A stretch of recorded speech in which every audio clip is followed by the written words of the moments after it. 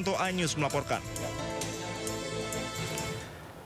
Kita ke informasi lainnya pemirsa. Seorang influencer diduga hina suku tertentu akhirnya meminta maaf atas ucapannya. Ia mengaku mengucapkannya dalam kondisi tidak sadar. Saya masih tidak percaya sedikit pun ucapan itu keluar dari mulut saya. Hal itu mustahil dan tidak masuk akal sama sekali bagi saya mengucapkan hal itu, apalagi terkait dengan suku Sunda. Ketidakpercayaan ini didasari karena saya sendiri memang lahir dari rahim seorang ibu yang orang Padang, suku Padang. Namun saya dididik sejak kecil umur 2 tahun, dibesarkan dengan kasih sayang seorang ibu sambung yang berdarah Sunda, tepatnya orang Tasikmalaya.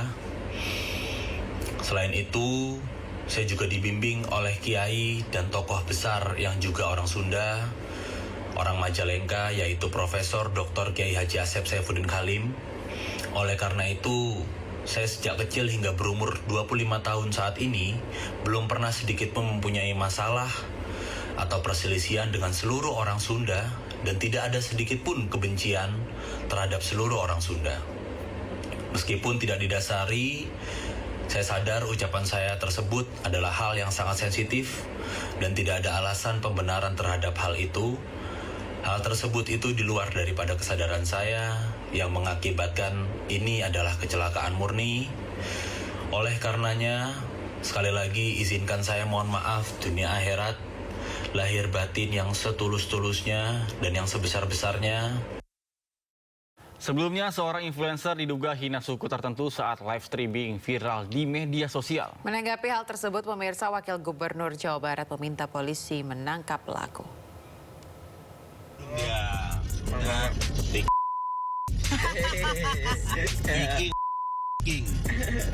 Kata-kata hari ini, Bob. Inilah potongan rekaman video live streaming influencer bernama Resbob. Dalam potongan video, influencer tersebut menyatakan kata-kata sara terhadap suku Sunda serta supporter bola. Bandung dia. Tak hanya itu, si perekam juga menertawakan hinaan tersebut. Menanggapi hal tersebut, Wakil Gubernur Jawa Barat Erwan Setiawan geram. Erwan meminta pihak kepolisian untuk memproses serta menangkap pemilik akun, yaitu Resbob, karena sudah menyatakan ujaran kebencian terhadap suku Sunda. Terus terang, saya sebagai seorang yang terlahir dari suku Sunda, saya merasa sangat terhina, saya sangat marah. Saya berharap kepolisian segera menangkap orang tersebut karena ini sudah sara. Ini bisa memecah belah kesatuan bangsa. Bandung dia. Tak hanya Wakil Gubernur Jawa Barat, warganet asal suku Sunda juga geram dan marah dengan pernyataan sara dari influencer tersebut. Dari Bandung, Jawa Barat, Ervan David, iNews melaporkan. Ke kasus lainnya pemirsa, Polda Metro Jaya merilis 2 orang tersangka kasus penipuan dan penggelapan dengan modus wedding organizer. 200 orang menjadi korban dengan kerugian total 11,5 miliar rupiah. Ayu Puspita tidak melaksanakan kewajibannya, itu bisa hukum kita proses. Itu saya kurang tahu, lebih jelasnya apa itu saya kurang tahu. Oke, kita fokus ke uang. Uangnya gimana?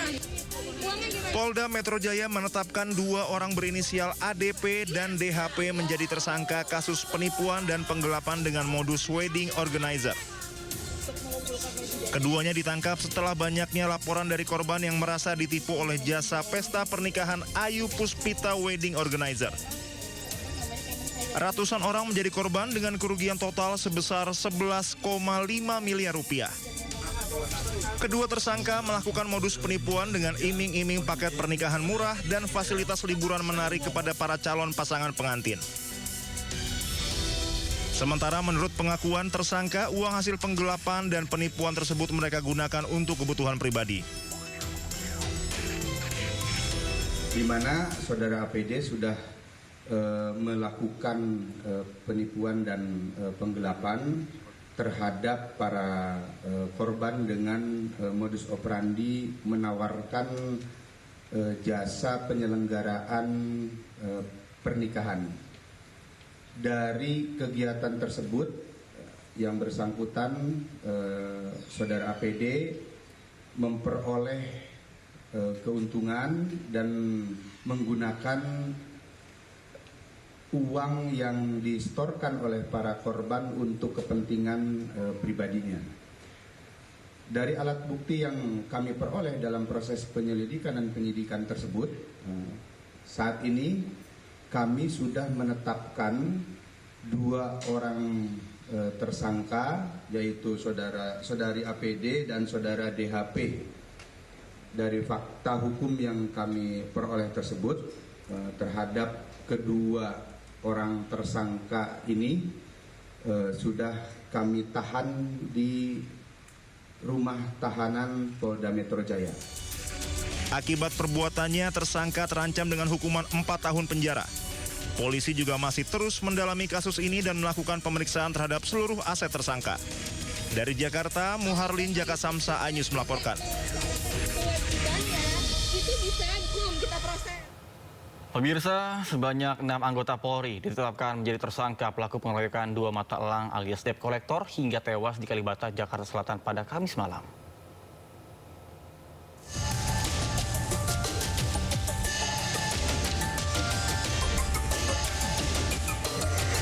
Anggota Satuan Yanma Mabes Polri ditetapkan sebagai tersangka pengeroyokan hingga menyebabkan tewasnya 2 mata elang atau debt collector di Kalibata, Jakarta Selatan. 6 orang personil Yanma Mabes Polri yang ditetapkan tersangka antara lain Brigadir IAM, Bribda JLA, Bribda RGW, Bribda IAB, Bribda BN, dan Bribda AM. Para tersangka dijerat dengan pasal 170 ayat 3 KUHP tentang pengeroyokan yang mengakibatkan korban meninggal dunia. Para tersangka akan menjalani sidang etik profesi Polri pekan depan. Berdasarkan hasil penyelidikan di lapangan, penyidik melakukan analisis terhadap keterangan para saksi dan barang bukti, maka penyidik telah menetapkan 6 orang tersangka yang diduga terlibat dalam rangkaian tindak pidana tersebut. Didapati informasi terkait identitas para tersangka yaitu 1. JLA, 2. RGW, 3. IAB, 4. IAM, 5. BN, 6. AM. Perlu diketahui rekan-rekan dan kami informasikan, adapun ke-6 tersangka tersebut merupakan anggota dari Satuan Pelayanan Markas di Mabes Polri. Pasal yang dipersangkakan berdasarkan alat bukti permulaan yang telah dikumpulkan oleh penyidik. Para tersangka dikenakan pasal 170 ayat 3 KUHP, pengeroyokan yang mengakibatkan korban meninggal dunia. Sebelumnya pada Kamis malam puluhan kios pedagang dan sejumlah motor dibakar massa tak dikenal di depan Taman Makam Pahlawan Kalibata, Jakarta Selatan. Aksi anarkis ini diduga kuat sebagai bentuk balas dendam rekan-rekan penagih utang yang marah usai 2 rekan mereka tewas dianiaya. Penganiayaan terhadap 2 orang penagih utang terjadi ketika 2 orang korban menghentikan seorang pengendara sepeda motor Kamis sore. Saat sepeda motor dihentikan, 6 orang polisi yang tengah melintas dengan sebuah mobil turun dan langsung mengeroyok kedua penagih utang. Setelah 2 orang terkapar, 6 personil Yanma Mabes Polri ini melarikan diri. 1 orang penagih utang tewas di lokasi kejadian, sementara 1 lainnya menghembuskan nafas terakhir di Rumah Sakit Budi Asih, Jakarta Timur. Dari Jakarta, tim liputan iNews melaporkan. Tim medis berjuang di tengah medan ekstrim memberikan layanan kesehatan kepada korban banjir di Aceh. Ya, informasi sesaat lagi pemirsa, tetaplah bersama kami. Kecelakaan maut terjadi di Jalan Tentara Pelajar Tritikulon, Cilacap, Jawa Tengah pada Sabtu petang. Sebuah minibus terlibat kecelakaan dengan truk tangki bermuatan semen. Peristiwa ini mengakibatkan 4 orang penumpang minibus tewas di lokasi kejadian. Tim Basarnas dan polisi berjibaku mengevakuasi 4 korban tewas. Kerasnya benturan membuat minibus mengalami kerusakan parah. Setelah hampir 1 jam, tim SAR berhasil mengevakuasi 4 orang penumpang dalam kondisi tewas. Keempat korban tewas seluruhnya berasal dari Kabupaten Brebes. Peristiwa ini bermula saat truk tangki melaju dari arah utara menuju selatan dengan kecepatan tinggi. Sesampainya di lokasi, seorang pejalan kaki tiba-tiba menyeberang jalan. Sopir truk yang terkejut berusaha membanting setir hingga truk tak dapat dikendalikan hingga menabrak pengendara sepeda motor dan minibus yang datang dari arah berlawanan. Kuatnya benturan membuat truk menyeret minibus dan baru berhenti setelah menabrak bangunan toko. Selain 4 orang tewas, kecelakaan maut ini juga mengakibatkan 2 orang terluka, yakni pengemudi truk tangki dan pengendara sepeda motor. Kecelakaan ini kini ditangani aparat Satlantas Polresta Cilacap. Dari Cilacap, Jawa Tengah, Heri Susanto, iNews melaporkan.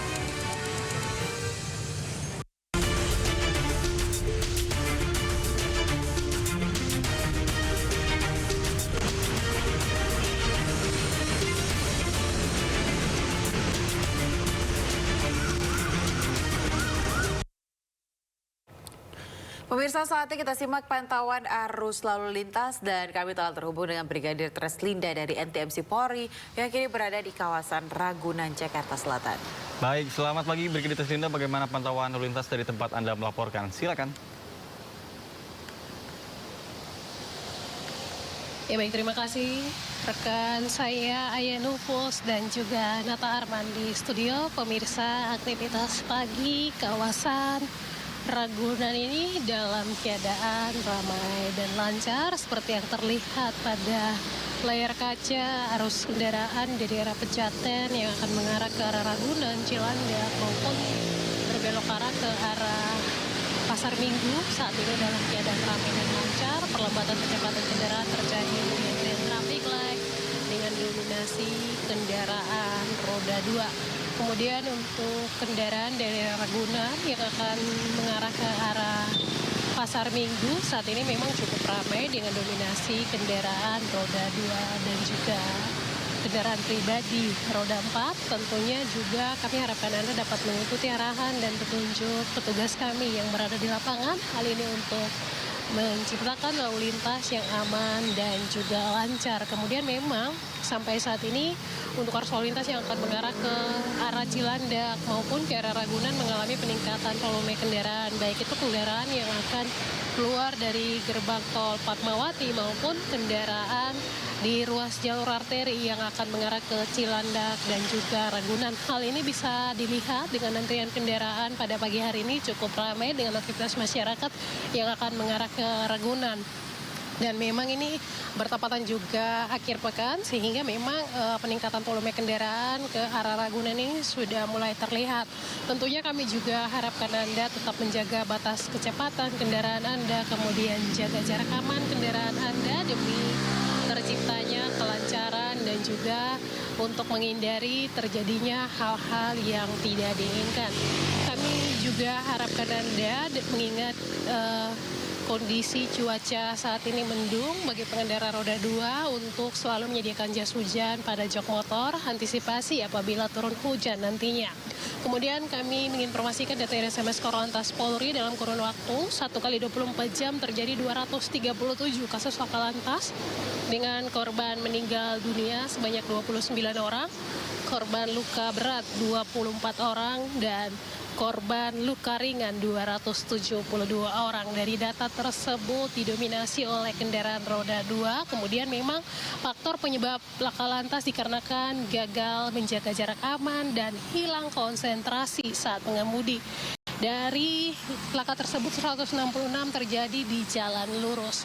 Mengingat memang ini aktivitas akan ramai di kawasan ini, tentunya kami juga harapkan bagi pengguna kendaraan roda 2 agar selalu mengutamakan keselamatan dengan menggunakan helm standar SNI maupun menjaga jarak aman, serta kami sarankan Anda juga untuk Maksud kami harapkan Anda juga untuk tidak melawan arus di kawasan ini, mengingat memang aktivitas masyarakat di kawasan ini cukup ramai, menggunakan jalur sesuai dengan ketentuan juga membantu menurunkan angka kecelakaan lalu lintas yang terjadi per harinya di seluruh Indonesia. Bagi Anda yang akan mengupdate informasi-informasi seputar arus lalu lintas terkini, kami siap melayani di 15669 ataupun melalui SMS center kami di 9119. Nata dan juga Ayah kembali ke Anda di studio, silakan. Baik, terima kasih Brigadir Treslinda atas laporannya dari kawasan Jakarta Selatan. Selamat bertugas kembali dan salam presisi.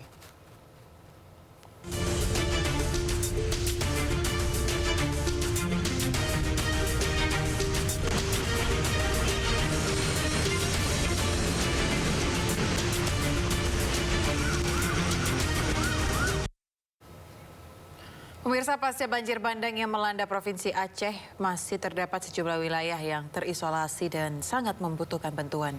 Seperti di Kabupaten Aceh Barat, tim medis yang berjuang di tengah medan ekstrim untuk memberikan layanan kesehatan kepada korban banjir.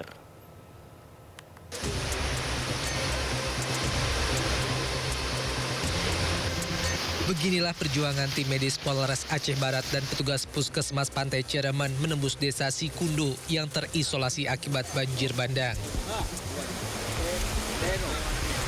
Medan terjal dan curam yang harus ditempuh untuk memberikan bantuan pelayanan kesehatan kepada korban banjir. Terdapat 4 titik akses yang terputus akibat banjir bandang. Tim medis pun menggunakan tali dan akar pohon untuk menembus permukiman warga.